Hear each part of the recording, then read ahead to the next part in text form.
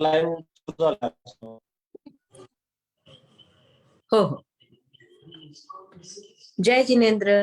Varthaman education and research institute की तरफ से आप सभी का बहुत बहुत स्वागत है। 15 अगस्त की सभी को बहुत बहुत शुभकामनाएं।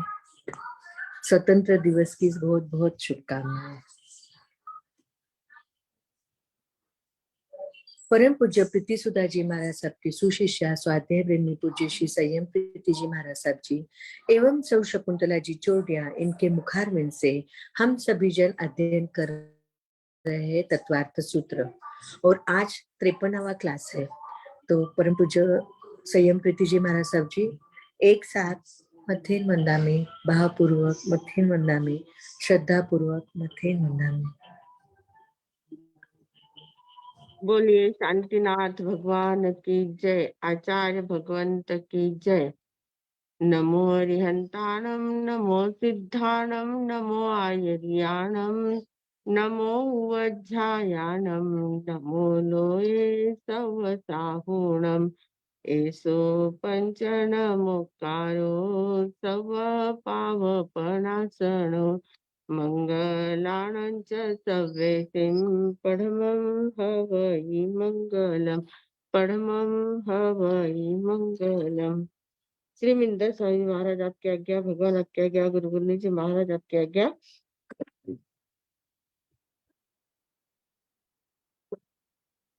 तत्वार्थ सूत्र का अर्थ करने की आज्ञा चाहते हैं। ज्ञातारम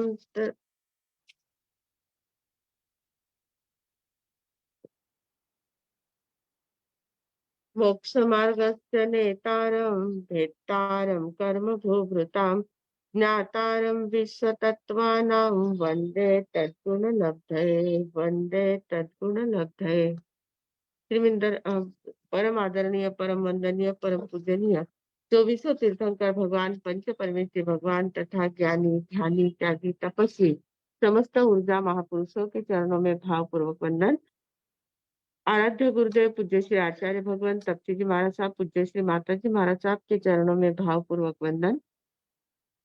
परम पूज्य संस्कार भारती वाणी भूषण पूज्य श्री प्रीति सुधा जी महाराज साहब, पूज्य श्री अरुण प्रभा जी महाराज साहब के चरणों में भावपूर्वक वंदन। यहाँ उपस्थित सभी धर्म प्रेमी, श्रद्धावान, जिज्ञासु भाइयों तथा सुशील बहनों, हम लोग तत्वार्थ सूत्र के 5वें अध्ययन में अजीव तत्व के बारे में देख रहे हैं। कल हमने पंचास्तिकाय का विषय देखा था। पंचास्तिकाय का आधार कौन है और उस आधार में बाकी के तत्व कैसे रहते हैं, उस आधार का उपयोग बाकी के आधेय जो होते हैं वे तत्व कैसे होते हैं, इस बारे में हमने कल देखा था। आज हमें देखना है कि जो 6 द्रव्य है, उन 6 द्रव्यों का उपकार क्या क्या है, एक दूसरे पर क्या उपकार करते हैं, या यो कहे कि उन 6 द्रव्यों का कार्य क्या होता है, वे कौन सा कार्य करते हैं जिसके कारण से एक दूसरे को उसका फायदा होता है। तो इस प्रकार की बातों को बताने के लिए आगे का हमारा 17वां सूत्र है, जो सबसे पहले दोनों जो द्रव्य है, धर्मास्तिकाय और अधर्मास्तिकाय, इन दोनों द्रव्यों के लक्षण बताते हैं कि वो उनका लक्षण क्या है।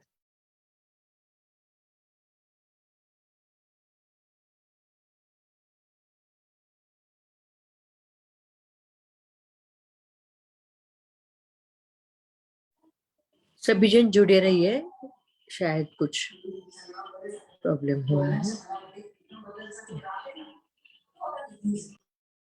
नेट का प्रॉब्लम हो गया शायद। हाँ, भी आ रहा है। हाँ, तो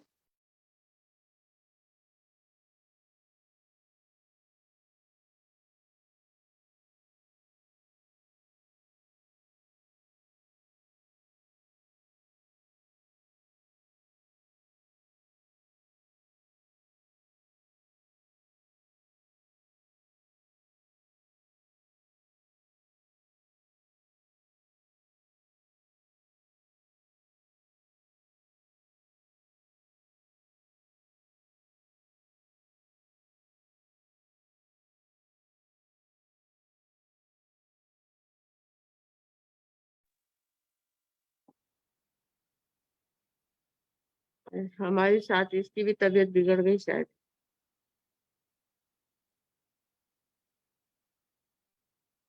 हाँ।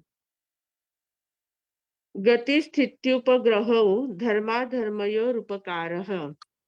गति स्थिति उपग्रहौ, गति और स्थिति का गति और स्थिति ये दोनों उपग्रह मतलब उपकार करते हैं, गति के रूप में और स्थिति के रूप में उपकार करते हैं।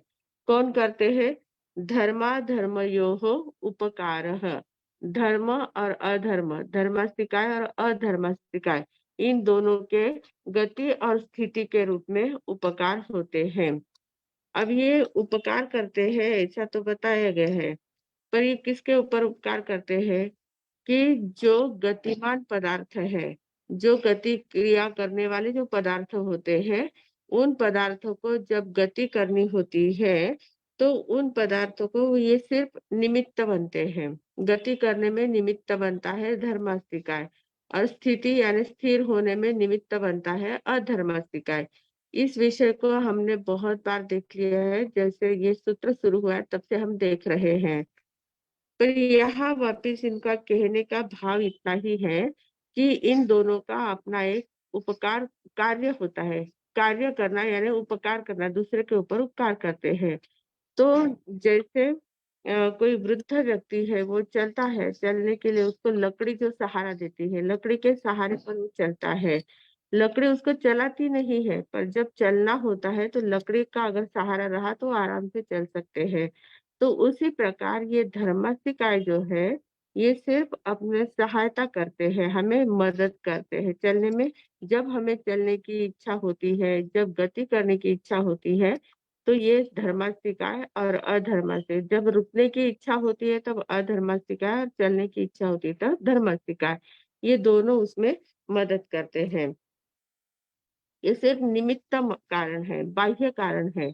उपादान कारण तो स्वयं जीव और पुद्गल का होता है। जीव को अगर चलने की भावना है, गति करने की भावना है, ये उसका उपादान कारण है। अंतर के भाव उसके जागृत हुए कि नहीं मुझे यहाँ से वहां जाना है, ये उसका आंतरिक भाव परिणमन जब होता है, तब वो गति करने की भावना व्यक्त करता है। उस गति में सहायक बनने का निमित्त कारण धर्मास्तिकाय होता है। ये दोनों बातें बराबर ध्यान में ले लेना है। उपादान कारण स्वयं जीव का या पुद्गल का होता है। पुद्गल को भी जब गति करने की भावना होती है, मतलब गति करने की उसकी जब क्रिया चलती है, तो ये गति करने की क्रिया उसका उपादान कारक होता है, और उसको सिर्फ सहायता देने का काम करने वाला ये निमित्त कारण होता है। तो धर्मास्तिकाय सिर्फ निमित्त कारण है और अधर्मास्तिकाय भी निमित्त कारण है। हमारे आंतरिक भाव जो होते हैं वो उपादान कारण होते हैं। अब धर्मास्तिकाय और अधर्मास्तिकाय दोनों की क्या आवश्यकता है, ऐसा अगर प्रश्न कोई पूछे, तो अगर धर्मास्तिकाय ही रहे, अधर्मास्तिकाय अगर नहीं रहा, तो जीव और पुद्गल सिर्फ गति ही करते रहेंगे। उनमें अस्थिरता आती रहेगी, वो कंटिन्यू गति उनकी चलती रहेगी। उनको स्थिर करने वाला कोई द्रव्य नहीं रहेगा, स्थिरता प्रदान करने वाला कोई द्रव्य नहीं रहेगा, किसी अपेक्षा से वो स्थिर नहीं हो पाएंगे। तो वो गति ही करते रहेंगे, गति ही करते रहेंगे। तो इस प्रकार अधर्मास्तिकाय अगर नहीं रहा, तो धर्मास्तिकाय अकेला सिर्फ गति में सहायता देता है, इसलिए वो गति ही करता रहेगा। पर स्थिति जब इनको रुकने की इच्छा होती है, तब रुकने के लिए जब आधार चाहिए तो वो अधर्मास्तिकाय। जैसे ब्रेक फेल हो जाने के बाद गाड़ी रुकती नहीं है, गाड़ी चलती ही रहती है, चलती ही रहती है, फिर वो कहीं जाके धड़क देती है। तो उस प्रकार अगर धर्मास्तिकाय, ये अधर्मास्तिकाय जो है वो ब्रेक का काम करता है, ब्रेक लगा दिया तो गाड़ी खड़ी हो जाती है, और धर्मास्तिकाय जो है वो एक्सीलरेटर का काम करता है, वो चलने के लिए सहायता करता है। तो इन दोनों में थोड़ा अंतर होता है, पर दोनों की आवश्यकता होती है। जब गति करना है, जब चलना है, तो एक्सीलरेटर दबा देते हैं, चलती है गाड़ी। जब रुकना है तो ब्रेक दबा देते हैं, रुक जाती है गाड़ी। वैसे ही चलने की भावना होती है तो धर्मास्तिकाय सहायता करता है, रुकने की भावना है तो अधर्मास्तिकाय सहायता करता है। इन दोनों की अपेक्षा से जीव और पुद्गल की गति क्रिया भी होती है और स्थिति क्रिया भी होती है, रुकना भी होता जाता है। तो ये दोनों संपूर्ण लोक में व्याप्त है। इसलिए संपूर्ण लोक में गति की जा सकती है, संपूर्ण लोक में गति हो सकती है। अगर ये व्याप्त संपूर्ण लोक में व्याप्त नहीं रहते, तो ये जितने क्षेत्र में व्याप्त रहते उतने ही क्षेत्र तक हमारी गति हो सकती थी, उसके आगे गति नहीं हो सकती थी। तो इनका ये हमारे ऊपर उपकार है कि ये एक तो संपूर्ण लोक में व्याप्त है और ये गति में भी सहायक होते हैं, स्थिति में भी सहायक होते हैं। तो इस प्रकार ये गति स्थित्युपग्रहौ धर्माधर्मयो रूपकारः, रूपकारः शब्द दिया है वहाँ। रु यानी वो जो र है उसमें वो विसर्ग का र हो गया। धर्माधर्मयोः उपकारः ऐसा शब्द है, उसका संधि हो गई है धर्माधर्मयो रूपकारः। रूपका र विसर्ग का र हो जाता है और वो उ उसमें मिल गया, इसलिए रूपकारः शब्द बन गया। तो ये दोनों धर्मास्तिकाय और अधर्मास्तिकाय का हमारे ऊपर बहुत ज्यादा उपकार है। ये उनका कार्य है, वो गति में सहायता देना, स्थिति में सहायता देना उनका स्वयं का कार्य है, वो तो करते ही रहते हैं, निरपेक्ष भावना से करते रहते हैं। उनको इसके बदले में आपसे कोई अपेक्षा नहीं है, पर हमारे लिए बहुत बड़ा ये उपकार होता है, उसके कारण से हम गति कर सकते हैं या स्थिर रह सकते हैं। फिर आगे का सूत्र दिया है आकाशस्यावगाहः। अब इसके पहले 12वां सूत्र भी दिया था लोकाकाशेव गाहः।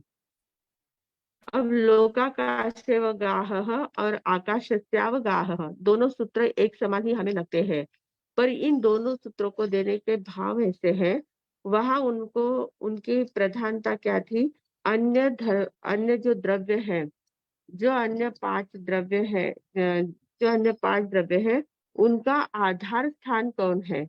आधार स्तंभ कौन है? ये प्रश्न पूछा गया था। उसके जवाब में कहा कि लोकाकाशेव गाहः, लोकाकाश में ये सब रहते हैं।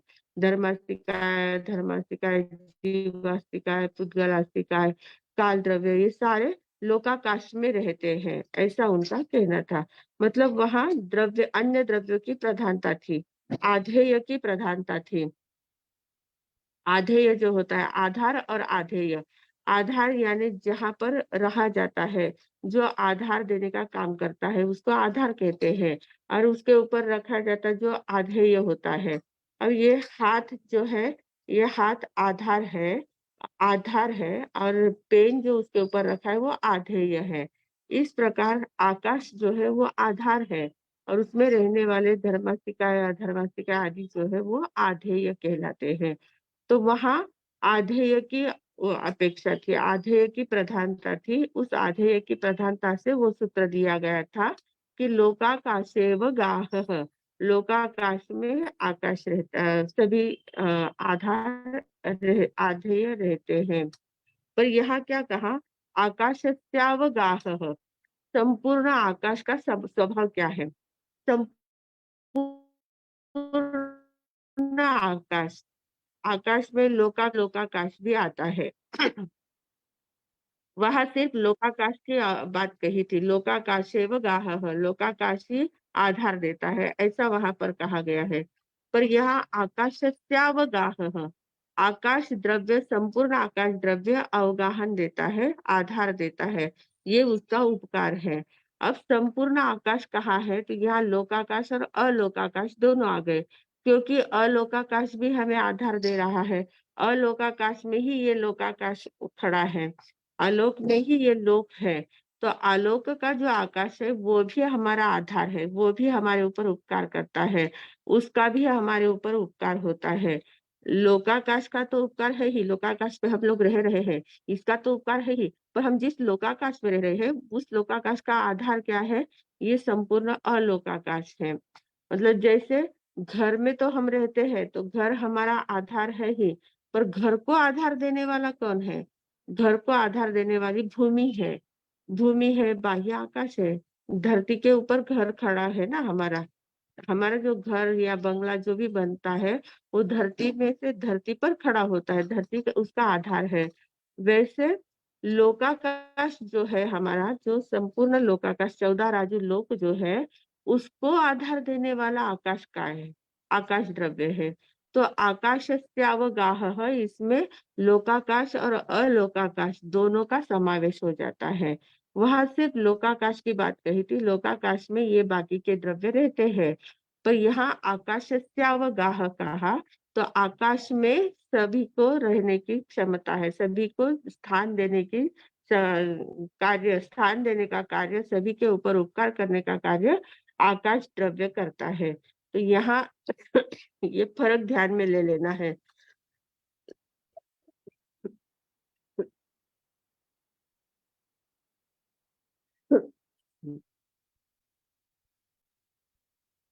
तो बात बराबर क्लियर हो गई। 12वां सूत्र और 18वां सूत्र, दोनों सूत्र दिखने में एक समान लगते हैं। वहाँ लोकाकाशेवगाह है और यहाँ आकाशस्यावगाह है। ऐसे दोनों बातें बताई हैं। और वहाँ लोकाकाशे व गाह, लोकाकाशे यानी वहाँ सप्तमी का उपयोग किया है।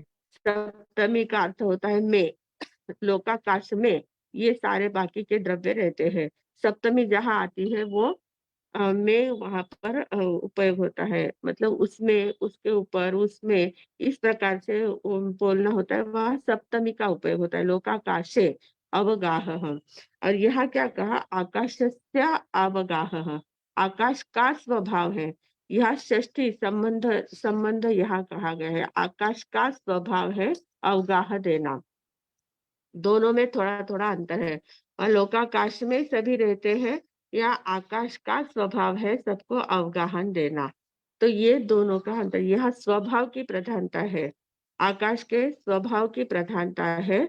और वहां लोकाकाश में कौन रहता है उसके स्वरूप की प्रधानता है। तो ये दोनों बातों को ध्यान में लेना है। तो इस प्रकार 18वें सूत्र में कहा है आकाशस्यावग्रह। अब आगे का पुद्गल द्रव्य आता है। पुद्गल द्रव्य की हमारे ऊपर बहुत ज्यादा उपकार होते हैं।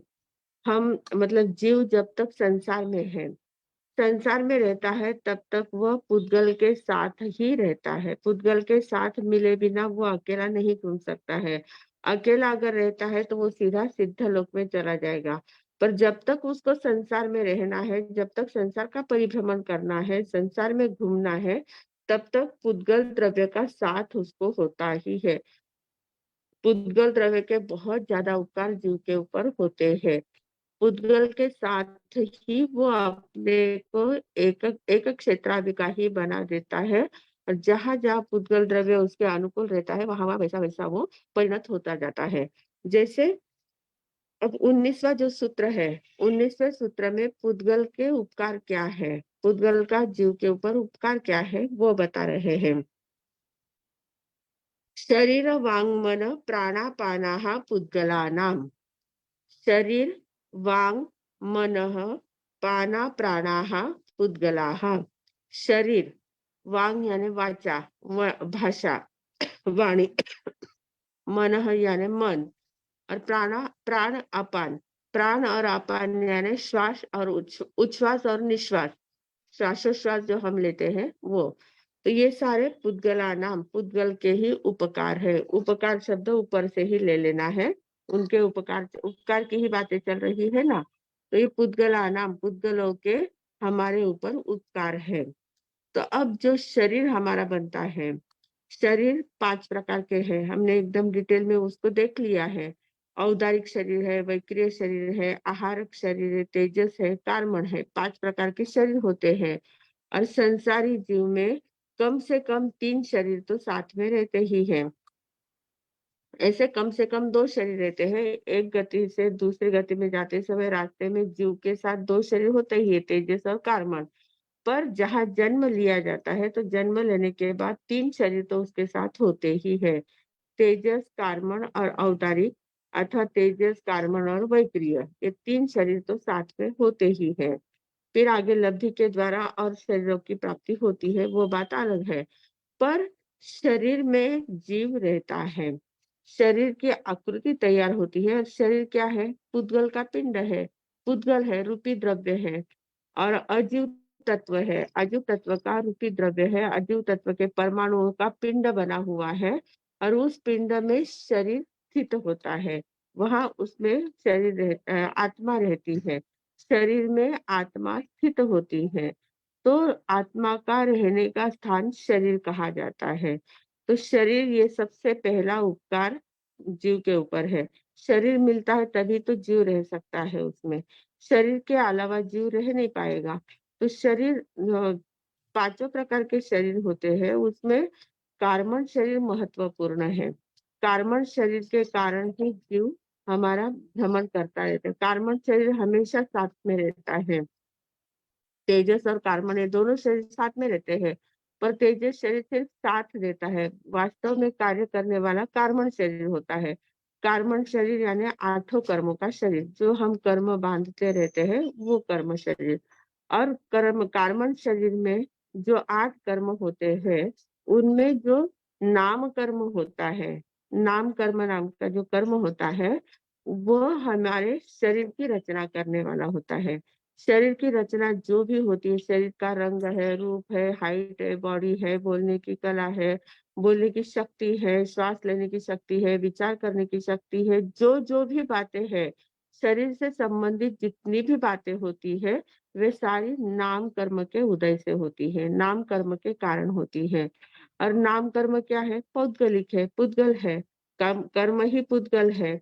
तो कर्म पुद्गल है, तो इसलिए शरीर भी पुद्गल है। नाम कर्म के अनुसार हमारा शरीर बनता है, तो शरीर द्रव्य भी कैसा है? पुद्गल है।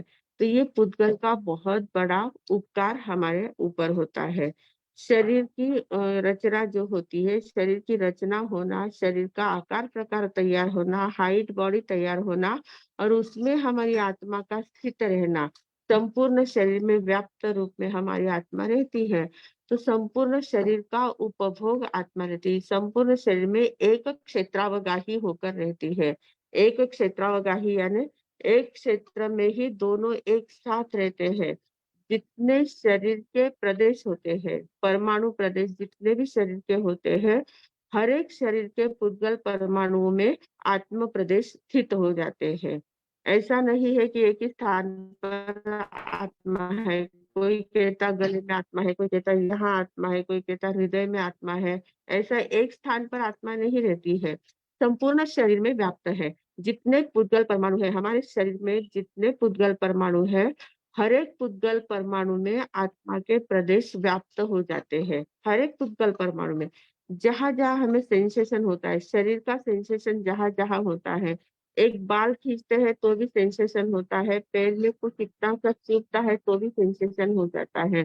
तो बाल से लेकर सर से लेकर पैर तक संपूर्ण शरीर में सेंसेशन हमें होता है, हमें उसकी अनुभूति होती है।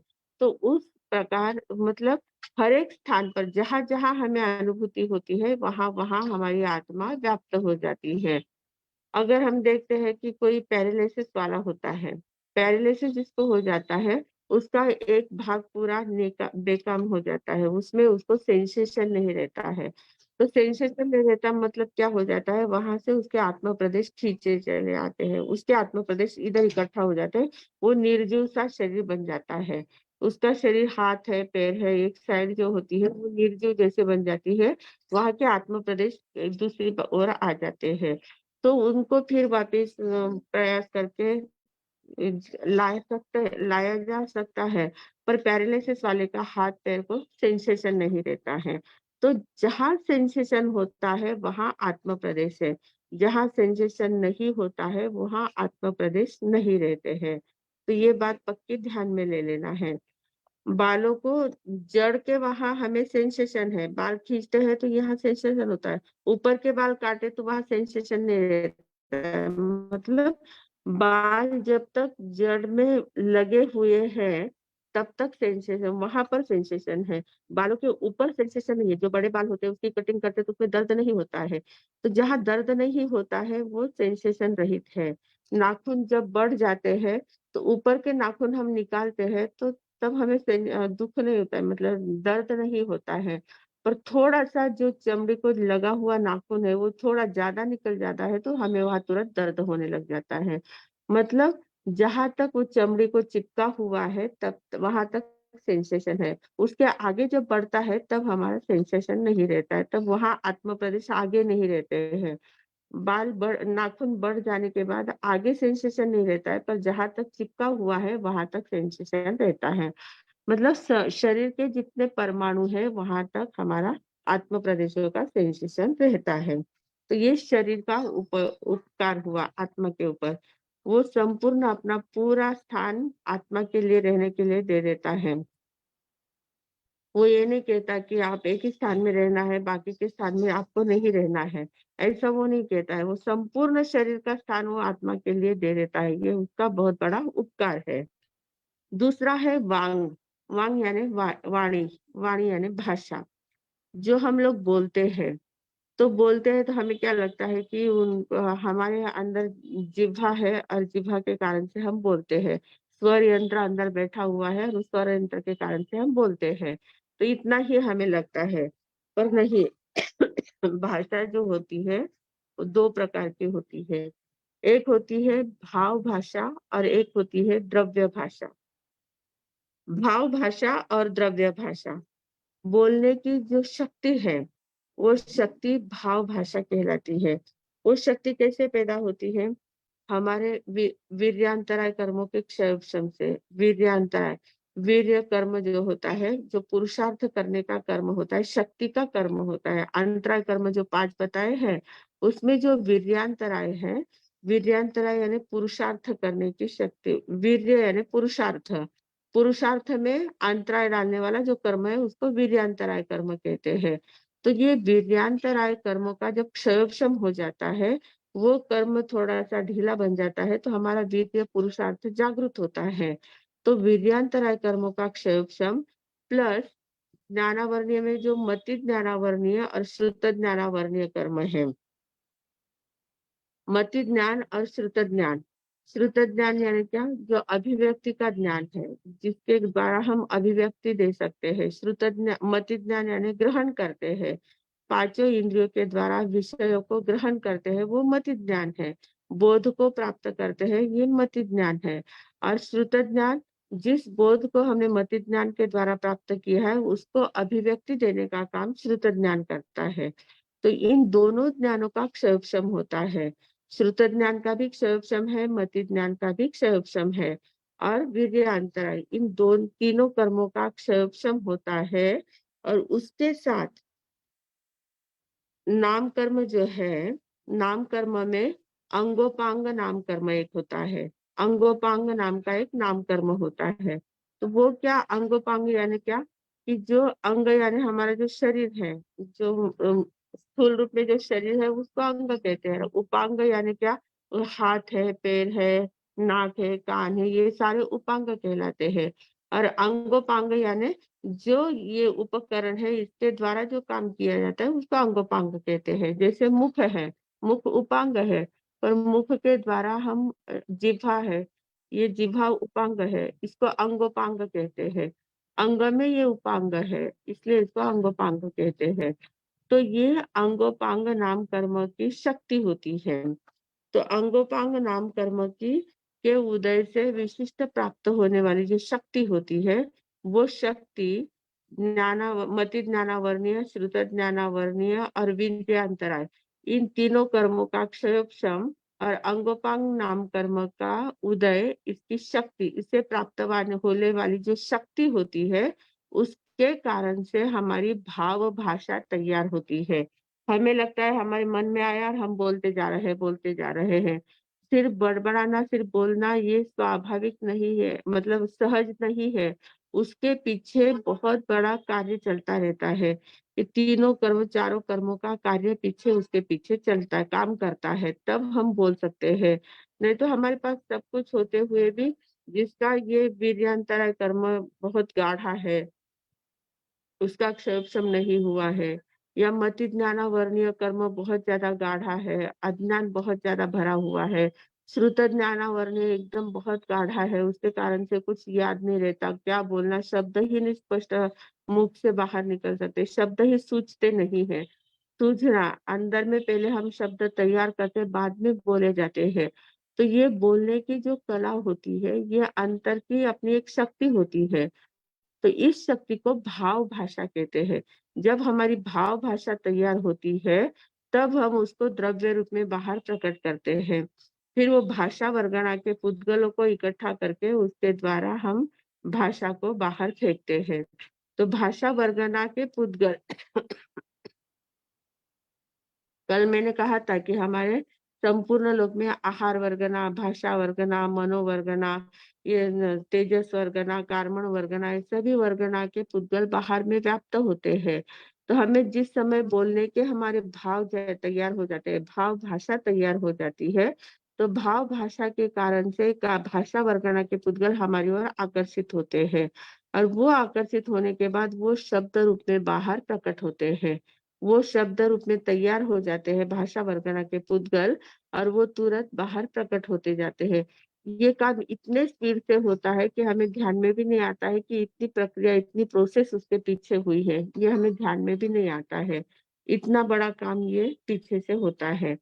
तो भाव मन और द्रव्य, भाव भाषा और द्रव्य भाषा, ये दोनों प्रकार की भाषा होती है। तो द्रव्य भाषा हम सिर्फ समझते हैं, हाँ बोला जाता है, सुन लेते हैं, उसके भाव ध्यान में ले लेते हैं, ये हमें द्रव्य भाषा से परिचित है। पर भाव भाषा से हम परिचित नहीं है। भाव भाषा का अर्थ क्या होता है? अंतर में भाव जागृत होते हैं, बोलने के भाव पहले अंतर में जागृत होते हैं। एक विचारों की तंद्रा होती है, विचार की एक तंत्र होता है, वो विचार हमारे वाक्यों को तैयार करता है। भाषा वर्गना के पुद्गल उन वाक्यों को बाहर प्रकट करता है। इतनी बड़ी प्रोसेस इसके पीछे चलती है। तो ये भाषा इस प्रकार से बोली जाती है। तो ये सारा पुद्गल का खेल है। भाव भाषा भी तैयार करना, ये ज्ञानावर्णीय दर्शन, अंतराय कर्म या नाम कर्म, ये सब कर्म क्या है? पुद्गल है। पुद्गल का ही सारा खेल है। पुद्गल के द्वारा ही बोलते हैं। भाषा वर्गना के भी पुद्गल को ही इकट्ठा करते हैं। मतलब उन पुद्गलों के द्वारा ही हम अपने भावों को बाहर प्रकट कर सकते हैं। तो ये पुद्गल का कितना बड़ा उपकार हमारे ऊपर है। एक तो शरीर की रचना होती है, वो भी पुद्गल के कारण होती है। भाषा जो बोली जाती है वो भी पुद्गल के कारण होती है। तो ये पुद्गल का बहुत बड़ा उपकार हमारे ऊपर है। तीसरी बात है मनः। मनः, मन भी दो प्रकार का होता है, एक द्रव्य मन होता है, एक भाव मन होता है। तो भाव मन यानी क्या? जो लब्धि और उपयोग रूप अंतर में ऐसी लब्धि प्राप्त होती है, अंतर में ऐसे एक शक्ति प्राप्त होती है, उस शक्ति के द्वारा मन में चिंतन करने की भावना जागृत होती है। मतलब पहले हमारे अध्यय से भाव उठते हैं, आत्मा से हमारे भाव उठते हैं, और उन भावों को मनोवर्गना, बाहर जो मनोवर्गना के पुद्गल होते हैं, वो मनोवर्गना के पुद्गल खींचते हैं, और वे मनोवर्गना के पुद्गल चिंतन के रूप में, मनन के रूप में, स्मरण के रूप में या कल्पनाओं के रूप में चिंतन विचार करने में विचारशील बनते हैं। तो ये भाव मन में जब भावना जागृत होती है, तब द्रव्य मन आके काम करता है। तो द्रव्य मन और भाव मन, इस प्रकार दो प्रकार के मन भी हमारे साथ काम करते हैं। तो ये भी सारा पुद्गल का ही खेल है। पुद्गल के द्वारा ही हम इनको इकट्ठा करते हैं, और इसके ऊपर चिंतन मनन जो भी करना है वो कर सकते हैं। मन की जितनी भी प्रक्रिया होती है, जितनी भी चंचलता होती है, वो सारे इन द्रव्य और भाव मनों के द्वारा होती है। फिर है प्राणापानः। प्राणापानः यानी प्राण और अपान। प्राण यानी श्वास लेना, और अपान यानी छोड़ना, श्वास छोड़ना, उच्छ्वास करना, जिसको श्वासोच्छ्वास कहते हैं। तो ये श्वासोच्छ्वास जो होता है, ये भी हमारे किसके प्रकार होता है? ये भी पौद्गलिक है। श्वास हम लेते हैं, नाक के द्वारा श्वास लेते हैं। श्वास लेने की भावना हमारे अंदर जागृत होती है, तब हम श्वास लेते हैं। श्वास लेकर बाहर के प्राणवायु को ग्रहण करते हैं, और फिर अंदर में प्राणवायु लेते हैं, और बाहर में कार्बन डाइऑक्साइड वायु छोड़ते हैं। तो ये प्रक्रिया हमारी चलती है। ये किसके द्वारा चलती है? शरीर के द्वारा ही चलती है। नाक हमारा साधन है, श्वास लेने का साधन है, श्वास छोड़ने का साधन है। तो श्वास लेना और छोड़ना, ये सारी क्रिया पौद्गलिक है। और श्वास जो लेते हैं, जो वायु ग्रहण करते हैं, प्राण वायु है या कार्बन डाइऑक्साइड वायु है या और भी जो भी वायु होते हैं, ये सभी वायु को हम लेते हैं, तो ये वायु भी क्या है? सब पौद्गलिक है। पुद्गल के ही रूप है, पुद्गल के ही प्रकार है। जितनी बातें संसार में दिखती है, वही सारी पुद्गल है। और उन पुद्गलों को हम ग्रहण करते हैं, छोड़ते हैं, ग्रहण करते हैं, छोड़ते जाते हैं। तो ये सारा पुद्गल का उपकार हमारे ऊपर होता है। तो इसमें जो 19वां सूत्र है, इसमें 5 बातें बताई है। शरीर, वांग, मनः, प्राण, अपान, ऐसे 5 बातें इसमें बताई है। शरीर यानी जो शरीर बनता है, उस शरीर सारा पौद्गलिक है। भाषा, भाषा भी पौद्गलिक है। कर्म के उदय से होती है और भाषा परगना के पुद्गलों के द्वारा वो व्यक्त होती है, तो इसलिए वो भी पौद्गलिक है। मन भी पौद्गलिक है। चिंतन करने के भाव अंदर जागृत होते हैं। मनोवर्गना के पुद्गल इकट्ठा होकर उसके ऊपर चिंतन मनन करते हैं, वो भी पौद्गलिक है। प्राण यानी श्वास जो लेते हैं, वो भी पौद्गलिक है। और उच्छ्वास यानी जो श्वास छोड़ते हैं, वो भी पौद्गलिक है। तो ये सारे पुद्गल के हमारे ऊपर उपकार है। उद्गल के ऐसे बहुत सारे उपकार है, पर मुख्य तौर पर उन्होंने प्रधानता से इतने 5 प्रकार यहाँ पर इस सूत्र में दिए हैं। अब आगे का जो 20वां सूत्र है, 20वें सूत्र में भी और भी पुद्गल के ही उपकार बताए हैं, पर इन दोनों सूत्रों में जो बातें बताई है, दोनों में पुद्गल के ही उपकार बताए हैं, पर दोनों में थोड़ी सी भिन्नता है। कौन सी भिन्नता है? दोनों में थोड़ा सा अंतर है। ये जो शरीर, वांग, पाना, पानः वगैरह जो बताए हैं, ये सब पुद्गल विपाकी सूत्र है, पुद्गल विपाकी कर्म है। पुद्गल विपाकी कर्मों का उदय के कारण ये हमारे जीवन में आते हैं, इसका उपयोग होता है। मतलब पुद्गल विपाकी और जीव विपाकी, ऐसे दो भेद हमने कर्म ग्रंथ पढ़ रहे थे तब देखा था। पुद्गल विपाकी और कर्म विपाकी, ऐसे 2 प्रकार के कर्म होते हैं। उदय, कर्मों के उदय जो होते हैं 2 प्रकार से होते हैं। तो पुद्गल विपाकी यानी क्या, कि जो कर्म हमने बांधे हैं, उन कर्मों का उदय में आना। ज्ञानावर्णीय कर्म है, दर्शनावर्णीय कर्म है, कर्म के रूप में जो उदय में आते हैं, और उदय में आने के बाद जो जो बातें हमारे सामने रखते हैं, वो सारा पुद्गल विपाकी कहा जाता है। और जीव विपाकी क्या होता है, कि जीव विपाकी यानी वो अनुभूति का विषय है। जो पुद्गल विपाकी के द्वारा जो हमें मिलता है, उसकी अनुभूति कैसे होती है। जीव उसकी अनुभूति करता है, उसमें सुख की अनुभूति होती है, दुख की अनुभूति होती है, आनंद की अनुभूति होती है, खेद की अनुभूति होती है, बहुत ज्यादा प्रसन्नता वगैरह होती है। ये सभी प्रकार की अनुभूतियां उसमें होती रहती है। तो ये अनुभूति होना, ये जीव विपाकी उदय कहा जाता है। और वातावरण मिलना, बाकी सभी बातें मिलना, जो पुद्गल द्रव्य हमें मिला है, शरीर मिला है, भाषा मिली है, मन मिला है, श्वासोश्वास मिले है, ये सारे क्या है, पुद्गल विपाकी है। तो ये 2 प्रकार अलग अलग है, इसलिए 20वें सूत्र में उन्होंने जो बताए हैं वे जीव विपाकी की बातें बताई है। 19वें सूत्र में पुद्गल विपाकी की बातें बताई है, और 20वें सूत्र में जीव विपाकी बातें बताई है। तो 20वें सूत्र में क्या कहा है, सुख दुख जीवित मरणोपग्रहाश्च। सुख, दुख, जीवित, मरण, ये सारे उपग्रह पुद्गल के ही है। ये पुद्गल के ही उपकार है हमारे ऊपर, पर पुद्गल के उपकार में भी ये दोनों अलग अलग प्रकार के हैं। तो अब इसमें सुख और दुख क्या है, ये हमारे अनुभूति का विषय है। जीव को प्रीति रूप जो अच्छा लगता है, इष्ट लगता है, वो सारा सुख रूप होता है। प्रीति रूप परिणाम यानी जो सुख रूप परिणाम होते हैं, आनंद देने वाले परिणाम होते हैं, जिन बातों को देखकर हमें आनंद होता है, सुख की अनुभूति होती है, वो सुख कहलाता है। और दुख यानी जिन बातों को देखकर हमें अंदर में दुख होता है, अच्छा नहीं लगता है, अनिष्ट बातें लगती है, तो इस प्रकार से जिसके कारण से हमें दुख की अनुभूति होती है, वे दुख कहलाते हैं। तो अब ये सुख और दुख जो होते हैं, ये इसमें अंतरंग कारण और बहिरंग कारण क्या होता है।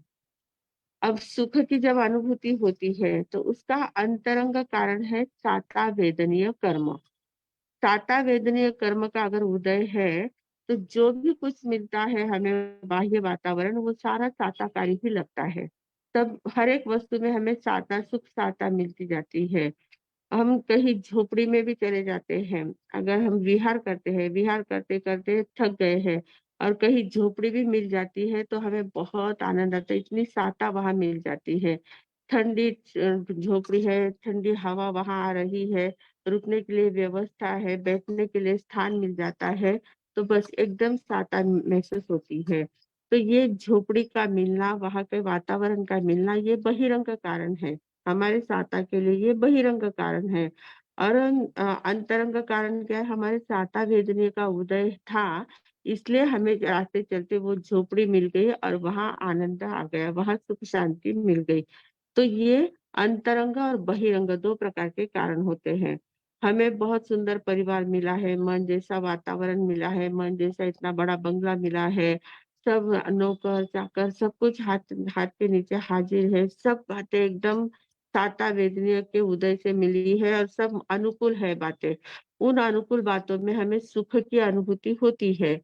पर वही वातावरण है, पर जब हमारा असाता वेदनीय का उदय आ जाता है, असाता वेदनीय का उदय आता है तो वही बंगला है, वही गाड़ियाँ है, वही तख्ते हैं, वही गादियाँ है, वही नौकर-चाकर है, वही लोग हैं, सब कुछ वही है। पर फिर भी अगर असाता वेदनीय का उदय आ जाता है तो वो सारा दुःखमय प्रतीत होता है। वो दुःख लगता है, वो गद्दी भी हमें चुभने लगती है, गद्दी पर सोए तो भी आराम नहीं मिलता है। लोग कोई आके साता पूछते हैं तो भी अंदर से चिड़चिड़ होने लगती है, तो भी असाता हो जाती है।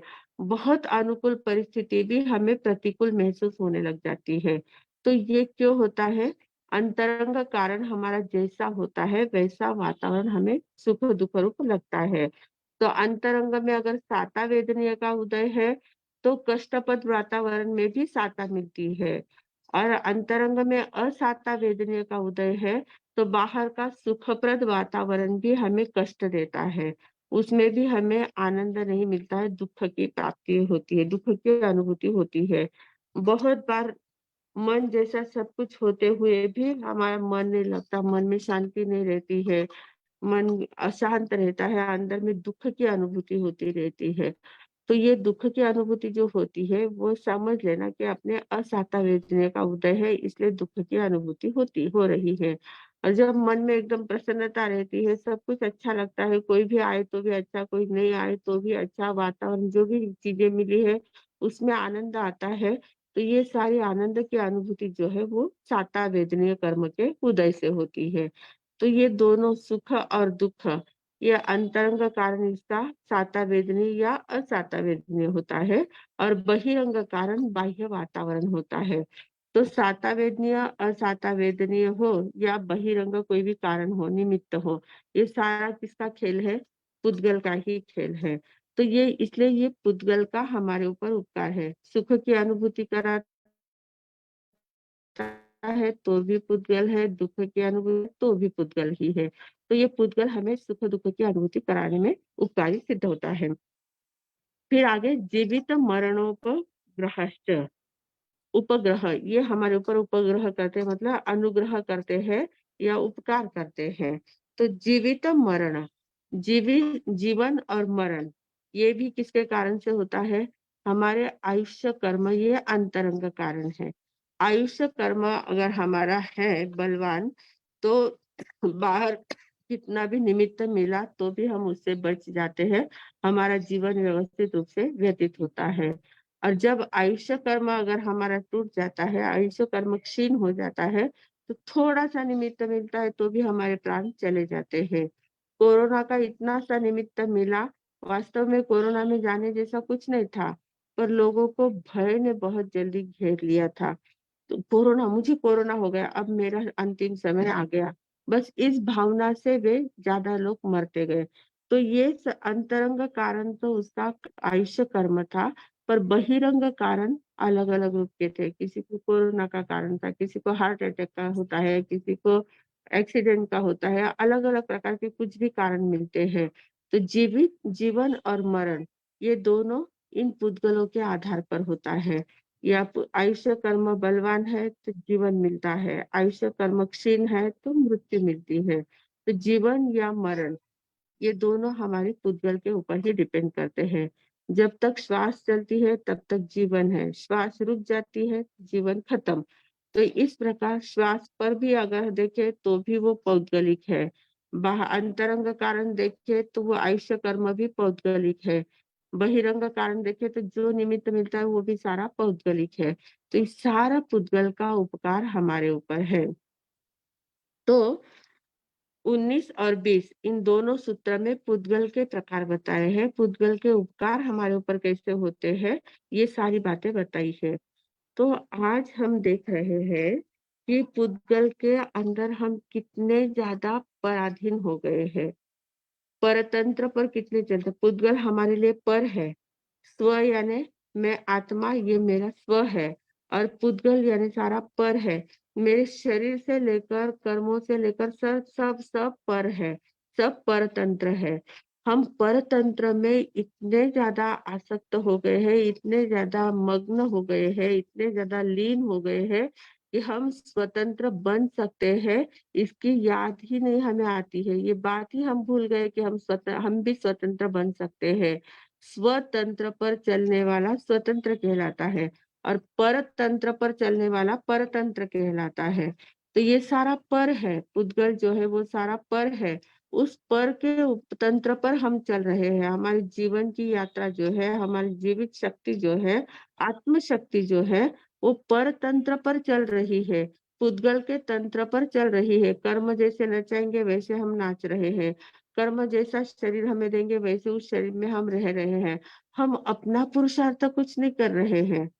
वीर्यांतराय का भले ही थोड़ा बहुत सक्षम हो जाता है तो बोलने की शक्ति आ जाती है, चिंतन मनन करने की शक्ति मिलती है, पर उस शक्ति का जो उपयोग हमें करना चाहिए, स्वतंत्र की ओर जाना चाहिए, स्व को जागरूक करना है, स्व के तंत्र पर चलने की कला सीखनी है, वो तो हम भूल जाते हैं, परतंत्र में ही आसक्त होकर हमारा जीवन व्यतीत करते हैं। तो आज 15 अगस्त का दिन जो है वो भारत को स्वतंत्रता मिली थी, ये बात तो ठीक है, ये प्रतीक रूप में है हमारे लिए। वो बाहर द्रव्य रूप में भारत को स्वतंत्रता मिली थी, पर द्रव्य रूप में स्वतंत्रता मिलना और भाव रूप में स्वतंत्रता मिलना, इसमें बहुत बड़ा अंतर है। उस समय इंग्रज चले गए और हम स्वतंत्र हो गए, इतनी बात ठीक है, पर इंग्रजों की कितनी बातों को हमने स्वीकार कर लिया है। मतलब आज भी हम भले स्वतंत्र भारत में रहते हैं, पर इंग्रजों के तंत्र पर ही हमारा ज्यादा जीवन चल रहा है। कॉन्वेंट स्कूल है, इंग्लिश का पगड़ा हमारे ऊपर है, पाश्चिमात्य संस्कृति का पगड़ा हमारे ऊपर है। ये सारी बातें क्या है, ये परतंत्र बातें हैं, पर के तंत्र पर हम लोग चल रहे हैं। वहां ऐसा चलता है इसलिए हम भी वैसा करते हैं। वेस्टर्न चीजों को हम बहुत ज्यादा महत्व देते हैं और स्वतंत्रता को भूल गए हैं। कहने के लिए हम आजाद हो गए हैं, पर हम परतंत्र में ही अभी तक अटके हुए हैं। तो स्वतंत्रता कब मिलेगी हमें? हम जब तक स्व के तंत्र पर नहीं चलना सीखते हैं तब तक हमें स्वतंत्रता नहीं मिल सकती है। तो आज का हमारा संदेश है, स्वतंत्रता दिवस के ऊपर ये संदेश है कि पुद्गल का कितना बड़ा साम्राज्य है और सभी संपूर्ण जो जो कुछ भी है, पुद्गल विपाकी है, स्वजीव विपाकी, जितना जितना भी प्रकार हमने देखे हैं, सारा पुद्गल का खेल है और उसके तंत्र पर हम चल रहे हैं। तो इस परतंत्र पर चलने से अब हमें रुकना है और स्व की ओर थोड़ा सा ध्यान देकर स्वतंत्र होना, स्व के तंत्र पर चलने की कला सीखना है, तभी हमारा रास्ता सही गिना जाएगा। जब तक हम परतंत्र में जीते रहेंगे तब तक हमारा संसार का परिभ्रमण चलता ही रहने वाला है। तो इस संसार के परिभ्रमण से बचने के लिए स्वतंत्र को देखने का प्रयास करना चाहिए और इस स्वतंत्र को सभी लोग ध्यान में लेंगे और स्व के तंत्र पर चलने की कोशिश करेंगे तो निश्चित रूप से इस जीवन में भी शांति मिलेगी, अगले जीवन में भी अनंत सुख मिले बिना नहीं रहेगा। इतना ही बोलकर मैं विराम लेती हूँ। ओम शांति। अब कल हम अवसर आने पर देखेंगे जीव का क्या उपकार है। इन सभी बातों का उपकार तो देख लिया, पर जीव का उपकार क्या है वो हमें देखना है। और उसके आगे एक काल द्रव्य जो अभी तक हमारा उपेक्षित रहा है, काल द्रव्य का अभी तक हमने उल्लेख नहीं किया है, तो उस काल द्रव्य का क्या उपकार होता है वो भी हमें देखना है। कल अवसर आने पर जीव और काल इन दोनों का क्या उपकार है वो देखने का प्रयास करेंगे। आज इतना ही रखते हैं। ओम शांति। कोस्ट बनाया है, बनाया कोस्ट। अच्छा, ओके।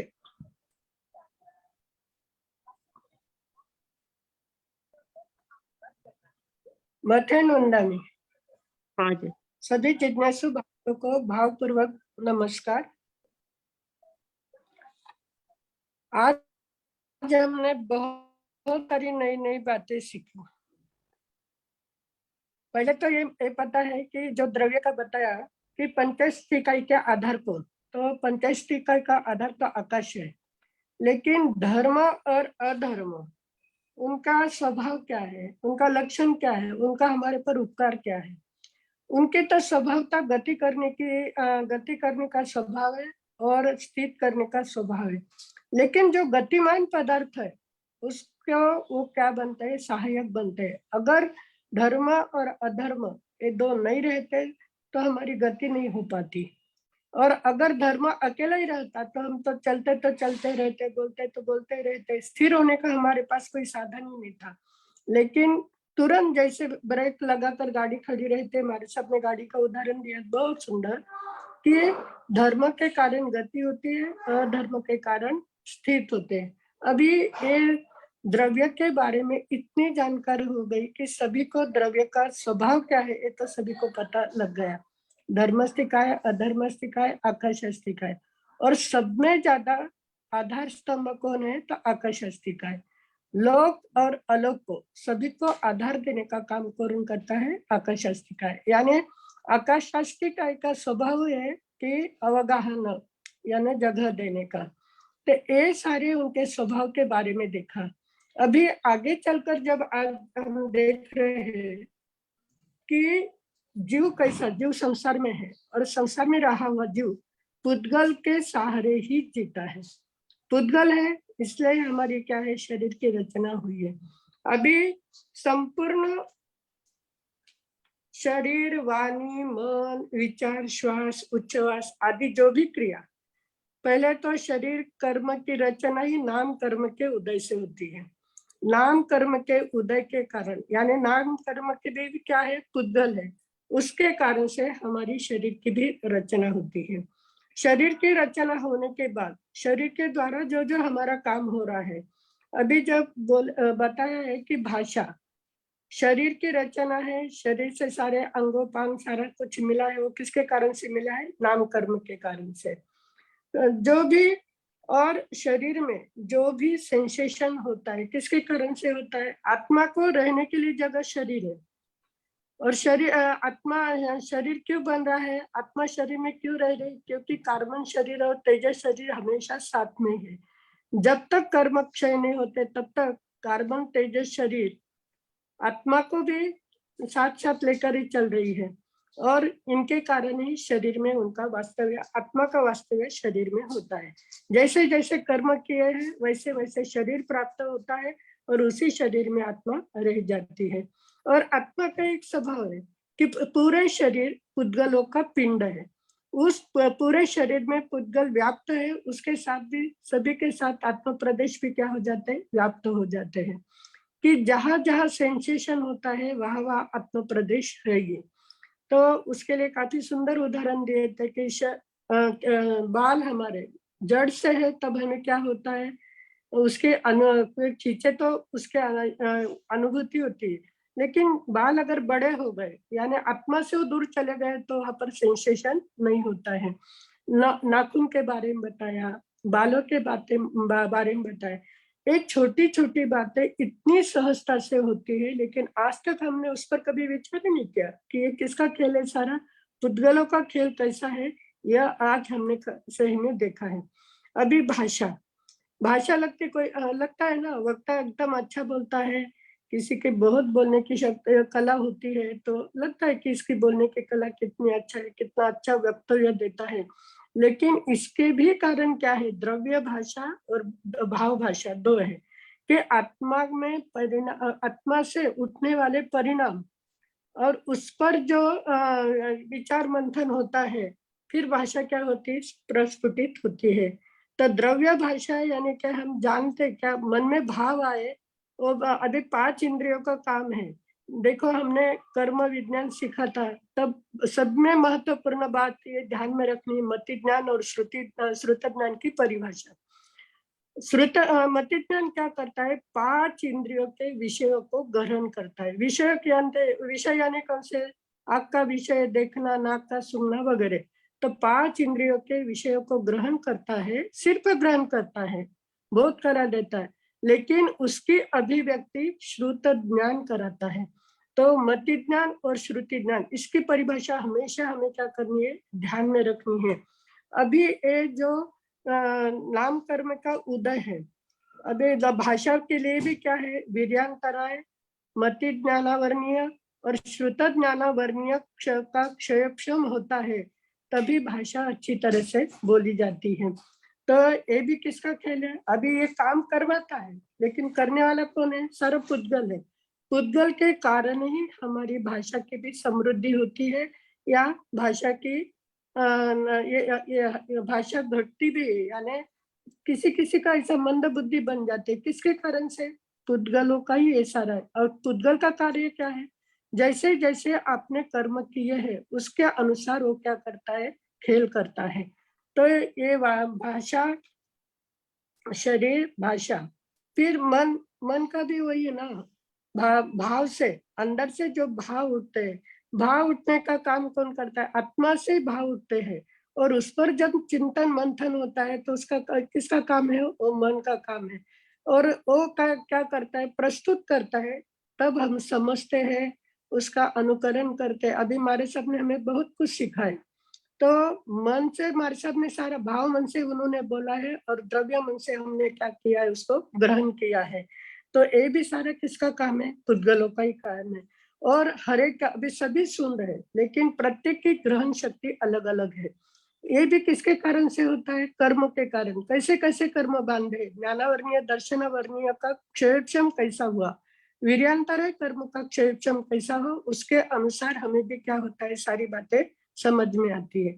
अभी श्वास और उच्छ्वास लेना साधन क्या है, नाक है, लेकिन इससे भी क्या होता है, इससे ही हम क्या करते हैं, अभी श्वास लेना और उच्छ्वास, श्वासोच्छ्वास के कारण तो हम जीवित है पता लगता है, लेकिन हम जीवित है ये भी सबके सामने प्रस्तुत करने का काम कौन करता है, पुद्गल ही करता है। हम कुछ नहीं करते, खाली क्रिया कर रहे हैं, लेकिन सहायक कौन बन रहा है, हमारा पुद्गल बन रहा है।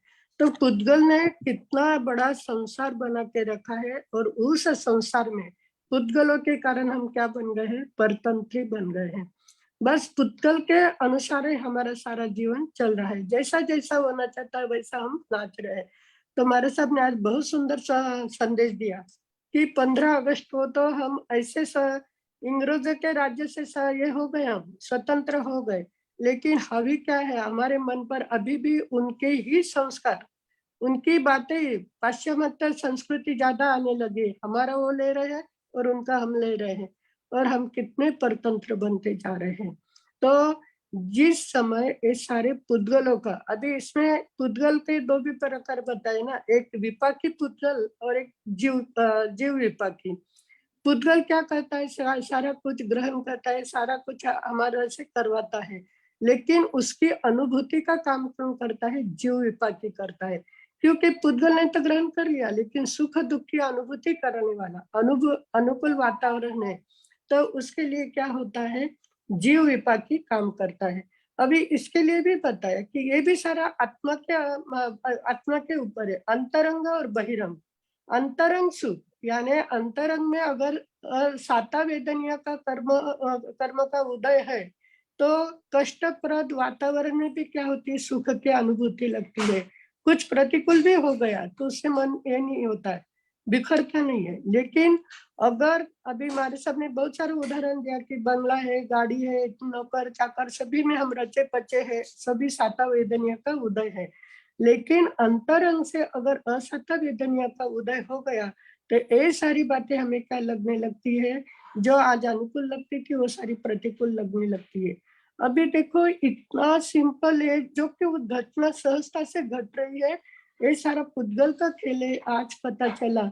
और इस पुद्गल के खेल से खेल में हम जैसे परतंत्र हो गए हैं, स्व को भूल गए हैं, तो स्व को याद कराने के लिए ही आज महत्वपूर्ण संदेश दिया है कि हमने हमारा पुरुषार्थ को रोक के रखा है। पुरुषार्थ करने लगेंगे तो इन सारी परतंत्रता से हम स्वतंत्र होने का प्रयास करेंगे। इसी मंगल भावना के साथ मैं विराम लेती हूँ।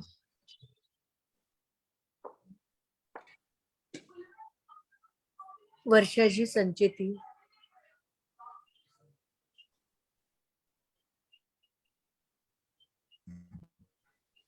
जय जिनेन्द्र, मथेनंदाई महाराज साहब। हाँ जी।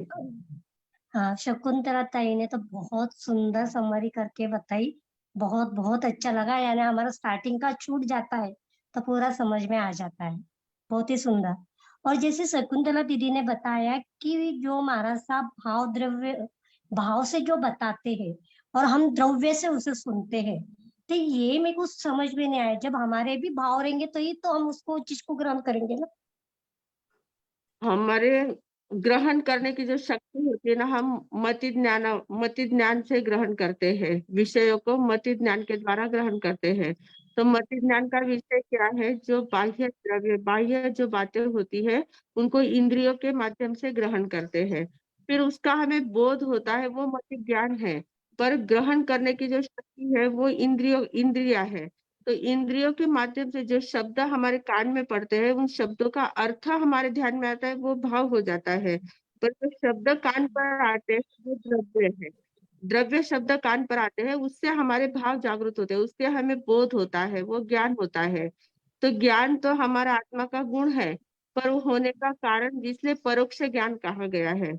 मति ज्ञान और श्रुत ज्ञान है, उसको परोक्ष ज्ञान कहा गया है। तो परोक्ष इसलिए कहा गया है कि वो इंद्रिया उसको ग्रहण करती है, द्रव्य रूप से ग्रहण करती है, उसको भाव रूप में परिणत करती है हमारे अंदर। इसलिए हम बोलते समय कैसा होता है, जो बोलता है वो अंतर में पहले भाव जागृत होते हैं, तब वो द्रव्य रूप में बोलता है। भाषा वर्गना जो है वो द्रव्य रूप में है, और उसको हम द्रव्य रूप में ग्रहण करते हैं, फिर उसको भाव रूप में परिणत कर लेते हैं। तो अंतरंग कारण भाव रूप है, बाह्य कारण द्रव्य रूप है, ऐसे। धन्यवाद। चाहता है महाराज साहब? हाँ ठीक जी, मथेनंदाई। हाँ। शीतल जी, आपको कुछ पूछना था क्या?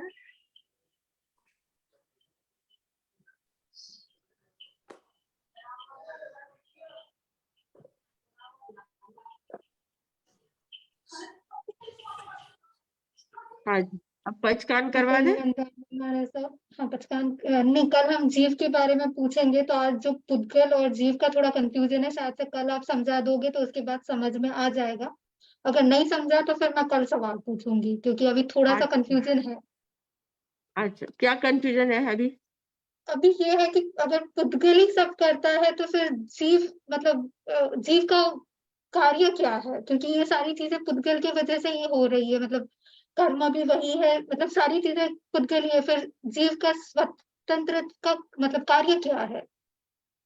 जीव क्या है? जीव जब तक पर में जाता है, जीव की ऊर्जा हमारे शरीर में, आत्मा में से ऊर्जा निकलती है, मतलब पर्याय जो बाहर निकलती है, तो वो पर्याय जब तक बाहर में जाती है, कर्म के आधार पर वो कर्म के आवरण को छेद कर बाहर जाती है, तो पर में राग द्वेष करती है, और पर में जाकर ऐसी पर में उलझ जाती है कि वो परमय बन जाती है, शरीरमय बन जाती है, कर्ममय बन जाती है।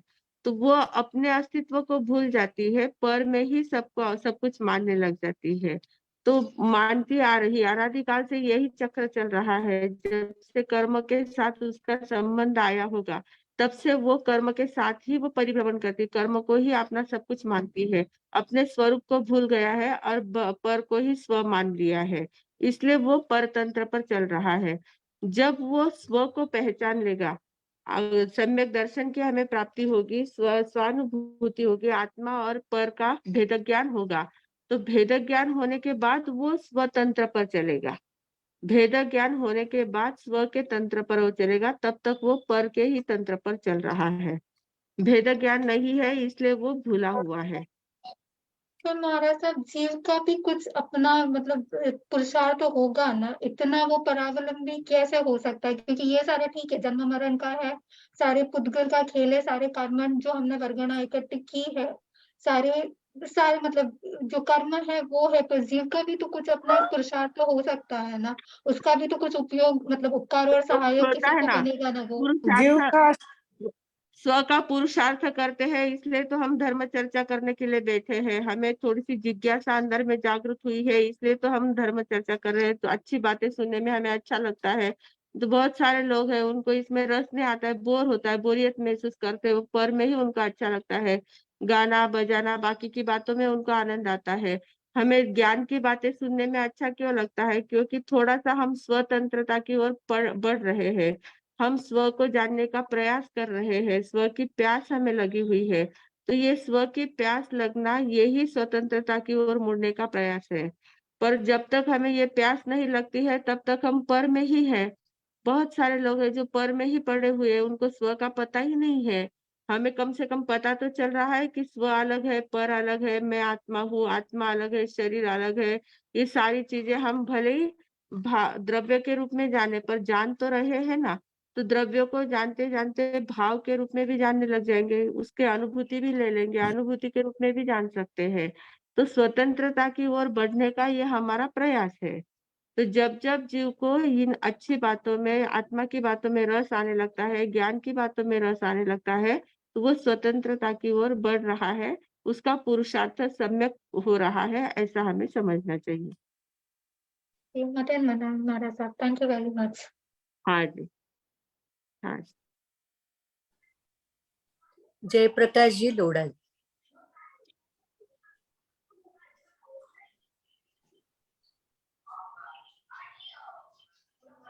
जयप्रकाश जी लोढ़ा।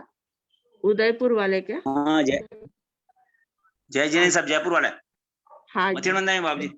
हाँ जी दयापाल। उनको जब जब बुरा विचार आते हैं तो हम स्वतंत्र होते हैं या परतंत्र होते हैं? और जब अच्छे क्या? विचार आएंगे तो जब अच्छे विचार होंगे तभी स्वतंत्र होंगे।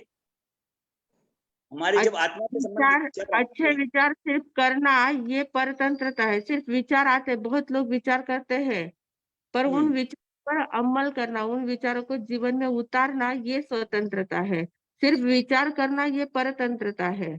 सिर्फ विचार करते हैं, अच्छे विचार करते हैं, शुभ विचार करते हैं, शुद्ध विचार करते हैं, आत्मा के ही विचार कर रहे हैं, पर वो सिर्फ विचारों के बातों में ही अगर हम स्थिर रह गए, उसके आगे का कदम नहीं उठाया, तो वो परतंत्रता है। पर विचार करते करते उसको जीवन में उतारने का प्रयास किया, तो वो स्वतंत्रता है। तो उसको इम्प्लीमेंट कैसे करें गुरनी साहब? हाँ? क्या? उसको इम्प्लीमेंट कैसे करें? अच्छे विचारों को इम्प्लीमेंट कैसे करें अपने में?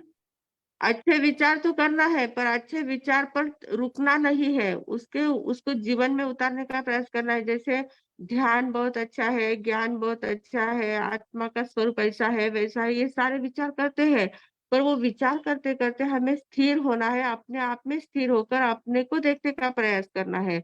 जब तक हम स्थिर होकर अपने स्वयं के दर्शन नहीं करते हैं, तब तक ये सारा परतंत्रता चल रहा है। जब हम हमारा पुरुषार्थ स्व को पाने के लिए उठेगा, स्वयं के लिए हम स्थिर बनेंगे, बाकी सभी बातों को छोड़ देंगे, अपने आप में स्थिर होने का प्रयास करेंगे, मन वचन काया की स्थिरता लाने का प्रयास करेंगे, तब हमारा स्वतंत्रता की ओर कदम बढ़ेगा। तो उसमें स्व के दर्शन होंगे, अपनी आत्मा के दर्शन होंगे उसमें, उस समय? हाँ, प्रैक्टिकल होते हैं ना, करना होते पड़ेगा। ही है, होते ही है। उसके लिए पुरुषार्थ करना चाहिए ना। पुरुषार्थ ठीक। जैसे जैसे हमारा होता जाता है, तो अपने आप वो जितनी स्थिरता हमारे अंदर आएगी, तो अपने आप वो दर्शन हो सकते हैं, अनुभूति हो सकती है हमें। मथेर बंदा है गुरनी जी। हाँ जी, हाँ, सुसाद।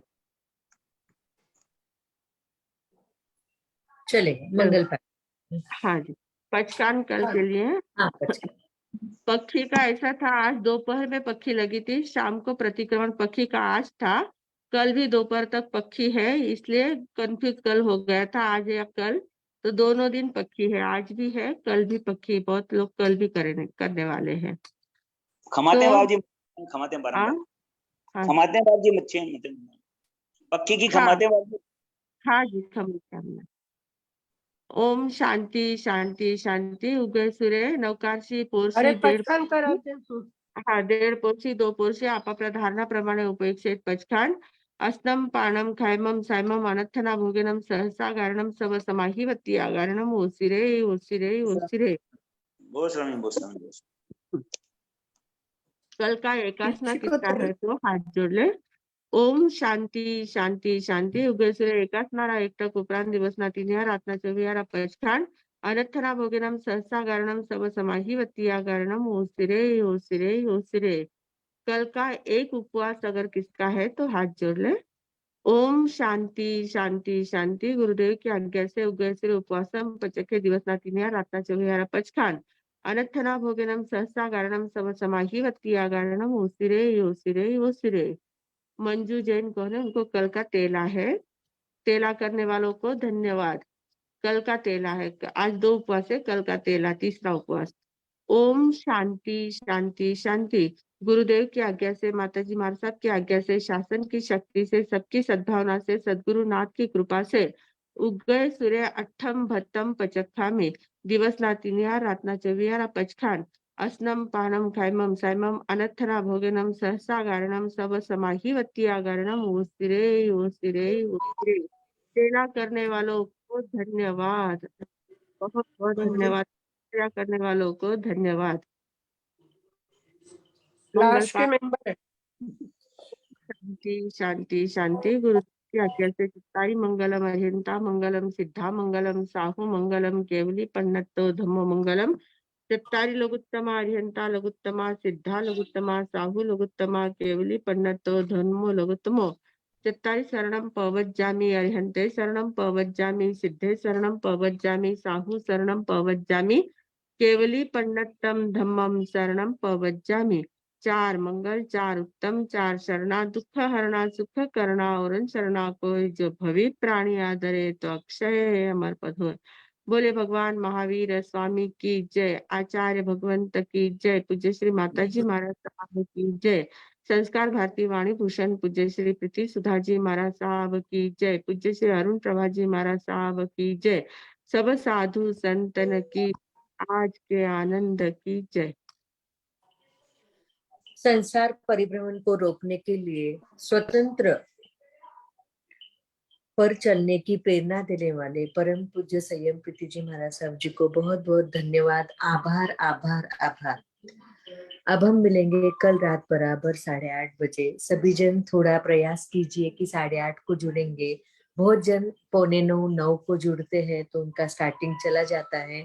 तो प्लीज प्लीज सभी से रिक्वेस्ट है कि जल्द से जल्द आप 8:30 को ही जुड़ते जाएंगे तो आपकी कुछ स्टार्टिंग मिस नहीं होगी. शुभ रात्रि.